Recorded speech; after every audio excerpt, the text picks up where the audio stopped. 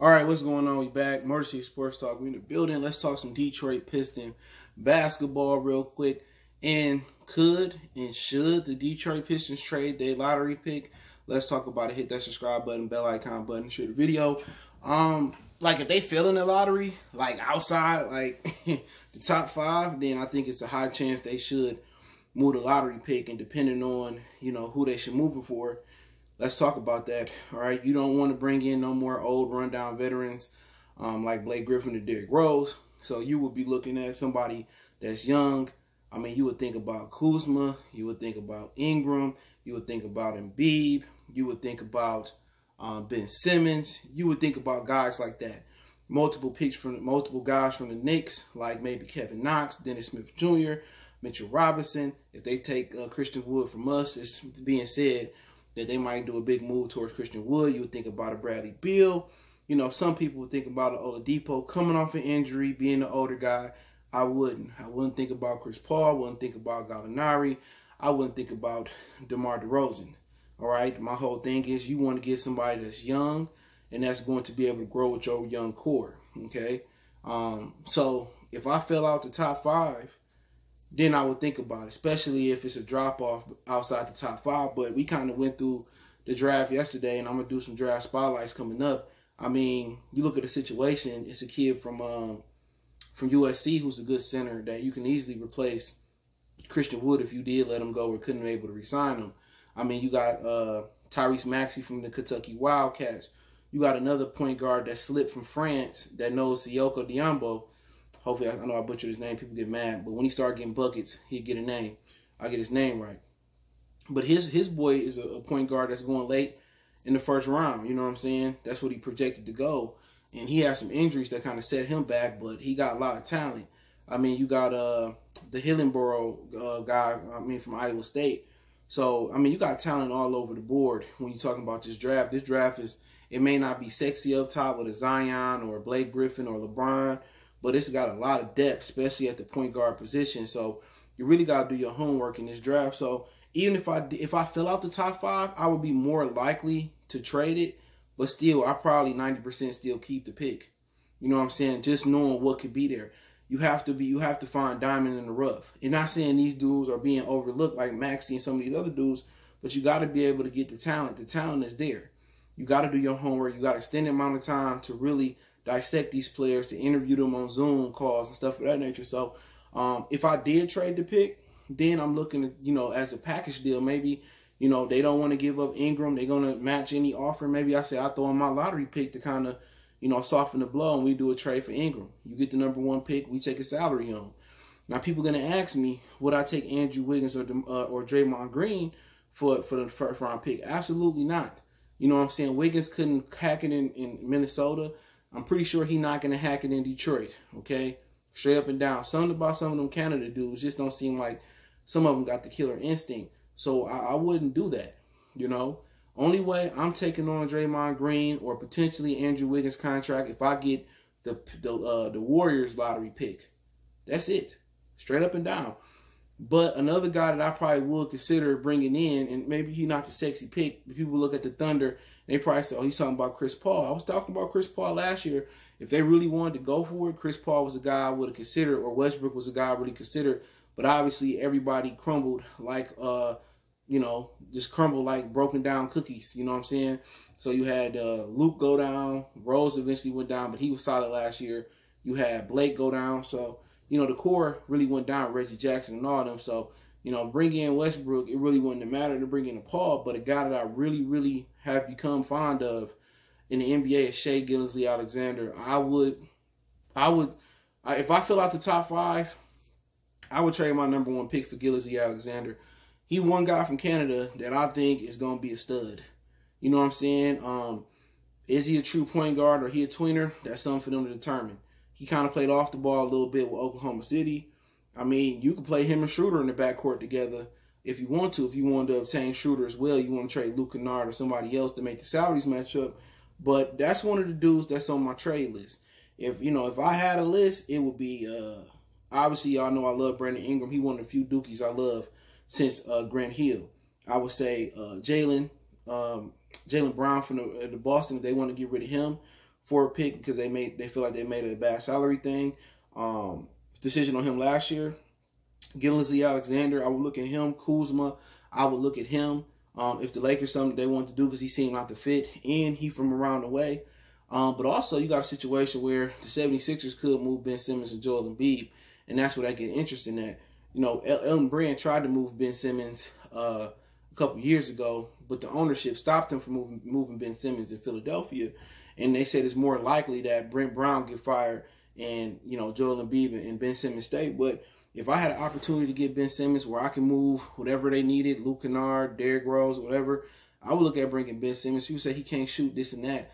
But, you know, if you surround him with shooters like Malachi, Wood can shoot, Diambo is going to be a better shooter. You know what I'm saying? You can surround him with some other talent. You know, he will fit what you're trying to do, is trying to push the ball up and down. And you don't have somebody eating up space in the middle if you start Christian Wood. You know what I'm saying? So that's something to look at. And when I bring in Joel Embiid, that's a risk. You know, he got to don't stay on shape. But he got all the talent in the world. And if I can talk to him and get him to stay in shape and get on the meal plan, to eat clean, that's something I would think about. But that might be fool's gold. I would probably take Ben Simmons before Embiid. I think by the time Embiid get 30, his career is going to be over with. So you got a smaller window with Joel Embiid. So not saying the talent not there, but health-wise, he hasn't taken care of his body. And eventually that's going to show up to the party down the line. So those are some guys that I would consider trading for. De'Aaron Fox is another guy. If they didn't want to pay him in the small market with the Kings, he a guy I would take on and trade the pick for. So even if we did fall in the top 5, you know what I'm saying? You know, some of them dudes I would take a chance on. The Ingrams, the Fox, the Ben Simmons. You know, if I'm a little bit outside of 5, I consider Jaylen Brown or somebody like that. I feel that they're going to re-sign Taysom in Boston to a max contract. So they're a little filled, and Kemba just got a big contract there. So they may be looking to unload Gordon Hayward. I mean, not Gordon Hayward. I don't want him. But Jaylen Brown. So to be honest, I would keep all options open. If I can get an established young guy that's on the rise, like some of the guys that I named, I would think about it. Just guys I wouldn't. Wiggins, Draymond Green in that situation. CJ McCollum, I wouldn't do it. You know, but Bradley Beal is another guy that I would do it for. If I can get that pick and put some with Bradley Beal and bring him to Detroit, I would definitely go after Bradley Beal. He's a guy that will be on my list, no doubt. Another guy that probably wouldn't be on my list is John Wall.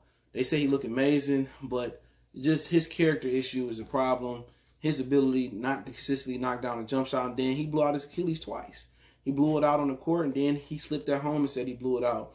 And he has a reputation for partying and not being serious about his craft. So, I mean, at the end of the day, this is a scenario which we can't close the door on, talking about trading this pick, because the NBA does us no favors. Our best case scenario is probably going to be staying at 5. Our worst case scenario is probably going to be just at the end of the lottery. And don't be surprised if they do it. They just let you know the NBA is rigged. The NBA, for their entire career, they have something against Detroit. We won a championship every time something changed. They won the first championship. They put in flagrant text to protect Michael Jordan. And then, you know, they took Rick Mahorn and, you know, all just types of shit when the first Pistons won. The second Pistons won. They cracked down on defense as well. Ben Wallace was let go and all types of stuff. So, like I said before, every time we win, they do some funny shit. That's just God honest truth. You know, and that's why you don't see, you know, the Orlandos and the Oklahoma City Thunders and the, you know, Seattle. A lot of these teams ain't going to get no real shot. Atlanta. All I'm saying about the NBA, if you don't want everybody to have an equal opportunity to win, just cut half the league out the league. Just get rid of most of the teams. It makes no sense, bro. If you want Boston, LA there every year, or wherever LeBron and Zion go, like shit, man. If the NBA actually made a league that was fair, square, without all these travel costs, and y'all kept it 100 without the superstar costs, the ratings would grow. The NBA ratings is dropping because it's just artificial. It's not as organic as it used to be. And they just push into certain teams and certain people. That's why people go. In NFL, I'm not saying they don't have some of the same qualities or some of the same tendencies, but guess what? At, you know, any given Sunday, somebody can win. The parity in the NFL is what makes it cool. You know, and too bad for hockey going through the lockout year. They parity is outstanding in the playoffs. Major League Baseball, good parity. You could be the worst team one year. Next year, you build your farm system up, or you make some free agent moves, you could be going for the championship. So, like I said before, man, with the lottery, man, you never know. You know it's rigged. You know they're against us. So, you know, yeah, I wouldn't be surprised if the league forced Joe Dumars to take Darko Milicic and not to take Chris Bosh, Dwayne Wade, because we would have sustained some things. You know what I'm saying? So, like I said, man, don't rule out, excuse me, my neck be hurting, man. Don't rule out, you know, trading that pick. I would say that. Don't rule it out because, you know, it might be some people, it might be some teams sign some bad max deals or some guys going out. So usually the Pistons don't have a problem retaining talent. You know what I'm saying? They don't have a problem. People, when they come play in Detroit, they love playing in Detroit because it's a lot of amenities. You know, when the casinos get back running, you got Canada, you got Chicago, you got New York right there. They ain't nothing but an hour and 36-minute flight or something like that. So the amenities around Detroit make it cool. You know, you got the suburbs, you got the water parks, you got the amusement parks. And I genuinely think Blake Griffin liked being here. It ain't L.A., you know, but remember, he grew up in Oklahoma City. If you ever been to Oklahoma City, man, you know, you drive through Texas for like 18 days trying to get out of there. You go to Oklahoma City, it's like watching the Wizard of Oz. It just go from color in Texas. When you get to Oklahoma, it just get gloomy. You don't disrespect to Oklahoma, but it just get gloomy and it look boring. You feel what I'm saying? But that's just my opinion on it. But I wouldn't rule out trading that pick. And I go over it again. Some of the guys I would trade that pick for is Bradley Beal, De'Aaron Fox, and some type of package. Not just saying straight up. Bradley Beal, De'Aaron Fox, Ben Simmons, Brandon Ingram deal. You know, guys like that. Shai Gilgeous-Alexander. I would do that in a heartbeat. You know what I'm saying? I like Dennis Schroeder as well. If I could package him with Schroeder, I like that as well. Because Oklahoma City Thunder supposed to have a fire sale. Guys I wouldn't do it for, DeRozan, Victor Oladipo, you know, any older veteran like that, I wouldn't do it. You know, unless you tell me I could get like LeBron and Kevin Durant, you know what I mean, like that, then I'll consider it. Westbrook, no. Harden, guys like that, even though I'm not saying they're available, but I would say no. But hey, let me know what you guys think about the Pistons potentially trading their first round draft pick. Let me know what you guys feel. Don't forget me on Facebook, Instagram, Twitter. You can reach out if you got business question, inquiry, sponsorship, video requests. Keep sharing the videos. Want to make a donation to the channel? Cash App, PayPal in the description. Best way to donate is share the video. Appreciate the love, support. Don't forget checking out the channel out for everything sports, music, entertainment right here on YouTube. It's Goodfellas Sports TV. One time for the one time we're done.